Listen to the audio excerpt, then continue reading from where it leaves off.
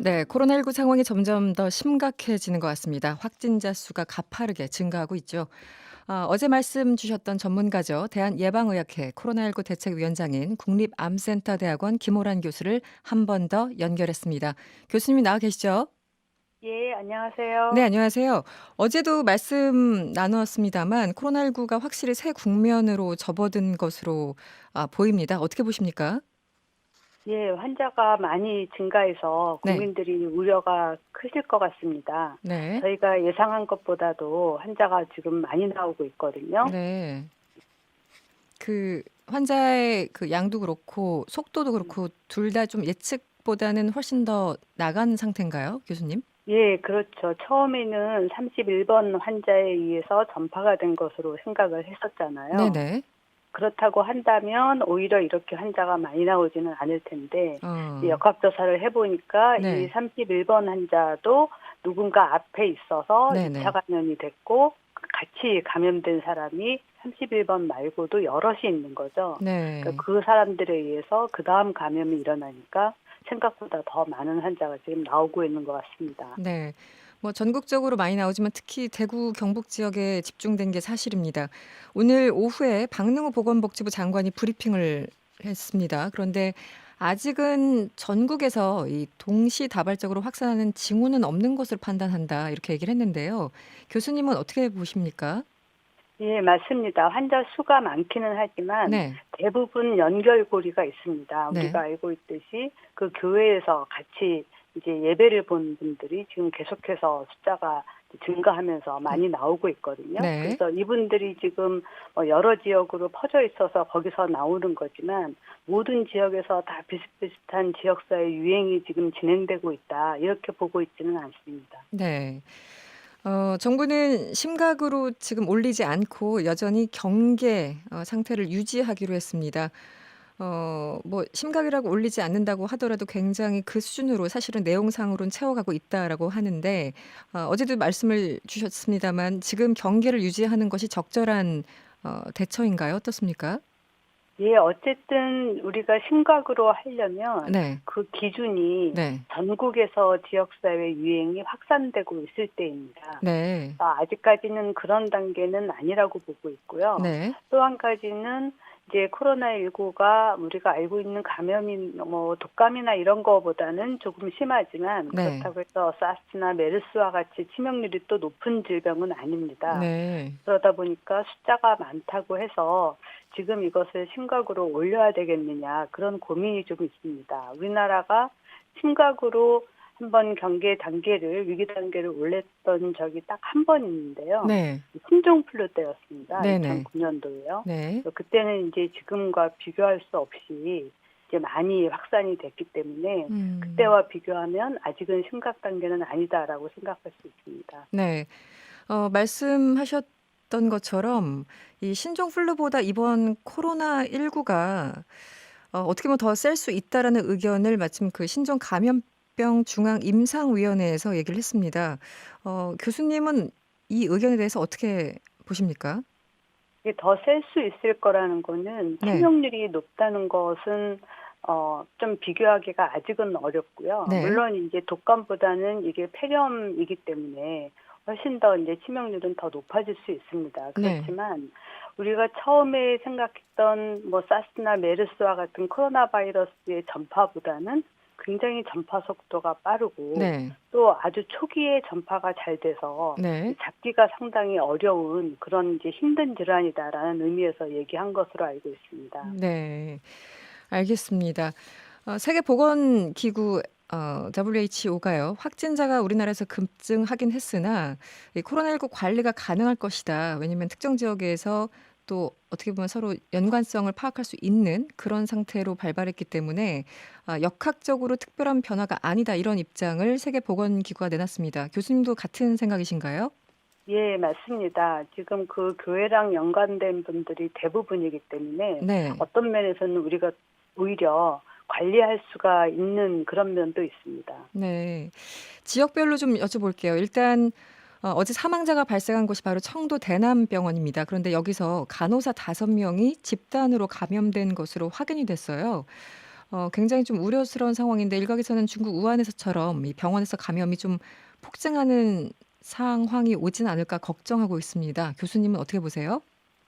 일단 이제 대남병원에서 의료진이 감염된 것은 참 걱정스러운 일이긴 한데요. 네네. 우리가 처음에 이제 메르스 겪고 난 다음에 우리나라 병원 감염을 줄이기 위해서 다양한 이제 정책들을 많이 만들어냈거든요. 네. 그리고 이번에 유행이 시작됐을 때도 사실 가장 우려했던 데가 네. 요양병원이었습니다. 아, 네네. 그래서 요양병원에 대해서 이제 혹시 간병인이나 이런 분 중국에서 오신 분이 없는지 그런 전수조사하고 그다음에 뭐 병원에 입원해 있는 사람 중에 원인 불명 폐렴 환자가 없는지 이런 조사를 시작을 했었습니다. 네. 근데 이제 이번 대남병원은 처음 환자는 이제 정신병원에서 났기 때문에 네. 조금 양상이 다르다 했는데 요양병원하고 같이 또 연계가 되어 있는 거예요. 네, 연결돼 그래서 있더라고요. 일단 네네. 이제 같은 병원이 한 병원이 건물이 한쪽은 요양병원이고 네. 한쪽은 정신병원이고 네네. 좀 이렇게 되어 있는 거예요. 그래서 그 요양병원에 문제가 없는지가 좀 걱정스럽고요. 음. 그래도 어떤 면에서는 이제 이 병원이 정신병원이고 해서 우리가 이전에 메르스에서 나타났던 병원처럼 이제 외래 환자가 왔다 갔다 많이 한다든지 네. 뭐 방문객이 많다든지 네. 뭐 여기 있는 환자들이 금방금방 다른 병원으로 간다든지 네. 그런 문제는 오히려 없는 것 같아요. 어. 그 지금 뭐 병원뿐만 아니라 군대에서도 비상인데요. 이 휴가에서 복귀한 군인 등이 일부 확진자로 확인이 됐습니다. 그래서 군 당국에서 내일부터 모든 장병들의 휴가, 외출, 면회를 통제시켰는데요. 이것이 적절한 대응인가요? 교수님 어떻게 보세요? 예, 일단 군대에서 이제 전국으로 휴가를 나갔다가 들어오는 사람들이 있잖아요. 네네. 혹시라도 이제 잠복기 상태로 들어와서 안에서 이제 전파가 가능하기 때문에 그런 조치를 취한 것 같고요. 네. 이제 아시다시피 군대는 24시간 같이 있잖아요. 그렇죠. 네. 굉장히 밀집도가 높기 때문에 네. 사실 감염이 한번 발생하면 굉장히 확산되기 쉬운 양상입니다. 네. 그래서 그런 걱정이 있고요. 그래도 다행인 것은 지금 이 코로나 바이러스 감염증을 보면 특히나 젊은 사람들은 걸렸다 하더라도 항바이러스 치료도 하지 않고도 네. 자연적으로 낫는 사람들이 많아요. 네네. 예, 그래서 그런 점은 조금 다행입니다. 그렇지만 이제 군대라는 조직 자체가 음. 특성이 굉장히 감염이 한번 시작되면 네. 확산 위험이 높은 곳이기 때문에 그렇죠. 네. 조치를 철저히 해야 될 것 같습니다. 네. 방금 말씀을 주셔서 청취자 질문이 마침 들어왔어요. 1948번 님이 이 병에 걸리면 어느 정도 심각한 질병인지 치료를 받으면 완치되는지 이런 것도 한 번 더 알려주세요. 여기가 대구여서 더 불안합니다. 이런 문자 주셨거든요. 실제 예, 네, 회복하시는 분 맞습니다. 계시니까요. 네네. 예. 사실 이게 지금 유행이 막 커져서 퇴원하시는 분들도 많은데 그 소식은 또 제대로 좀 전달이 안 되는 것 같아요. 네네. 예, 사실 이미 이제 퇴원하신 분들도 많고 저희가 처음 한 앞에 28명 정도 환자를 보니까 네. 퇴원하시는 분들이 보통 한 12일 정도 치료받으면 퇴원하는 것 같아요. 네, 사람마다 네. 조금 차이가 있지만. 네.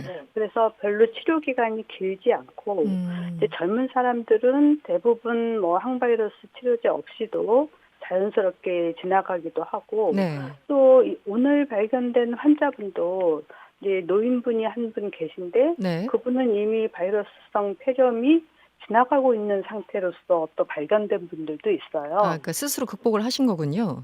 그렇죠. 네네. 예, 그래서 어. 일부 기저질환이 있거나 나이가 많은 분들이 좀 위험하긴 하지만 네. 우리가 처음에 걱정한 것만큼 그렇게 심각한 병은 아니다. 그렇게 알고 계시면 될 것 같아요. 특히 이제 우한에서 네. 치명률이 높았기 때문에 우리가 걱정을 많이 했는데 네. 확실히 우한하고는 좀 상황이 다르고 중국에서도 우한 말고 다른 지역, 중국의 다른 네. 지역은 치명률이 높지 않거든요. 네네. 네, 그래서 그런 점에 대해서는 이제 처음 생각한 만큼 그렇게 우려하지 않으셔도 되겠다 네. 말씀드리겠습니다. 그렇게 공포스럽게까지 생각할 필요 없다. 이런 말씀 예, 주셨고요. 그렇습니다. 이 전염병이 유행하면서 항상 이제 이런 상황들, 증상들이 나오는데 현상들이 팬데믹 상황이 오는 것이 아닌가. 여러 음. 가지 이 시민들이 어떻게 대처해야 되는지 굉장히 기본적인 것부터 해서 다시 한번 좀 그 당부 좀 부탁드리겠습니다. 예, 일단 팬데믹이라고 하는 거는 네. 전 세계에서 2개 대륙 이상에서 네. 유행이 막 확산될 때를 이야기하는 거기 때문에 네네. 아직까지는 그런 상황은 아니고요. 네. 일단 지금 이제 이렇게 지역 사회에서 전파가 되면 사실 보건당국이나 의료기관이 하는 것보다 시민들의 대응이 더 중요합니다. 네, 맞습니다. 네네. 예, 그래서 사람들이 일단 이제 사회적 거리두기라고 하는데 가능하면 접촉을 줄이고 네. 그다음에 개인 위생을 더 철저히 하고 네네. 가장 중요한 거는 아픈 사람이 밖에 안 나가야 됩니다. 그렇죠. 네, 그래서 네. 아프거나 증상이 있으면 일단 하루 이틀 좀 증상을 봐서 이게 뭐 한 38도 이상의 고열이 된다거나 이렇게 심각해진다고 하면 이제 병원을 가야 되겠죠. 네네. 그렇지만 그때도 큰 병원의 응급실을 가면 좀 힘듭니다. 지금 환자가 너무 많기 때문에. 네. 그래서 이제 가까운 선별진료소를 가거나 네. 1339 전화를 해서 네. 보건소에 안내를 받고 가시는 게 좋겠습니다. 네. 1339 전화를 먼저 한다. 기억을 하셔야 될 것 같습니다. 네, 오늘 네. 말씀은 여기까지 듣겠습니다. 오늘 고맙습니다. 예, 고맙습니다. 네, 지금까지 국립암센터대학원 김호란 교수였습니다.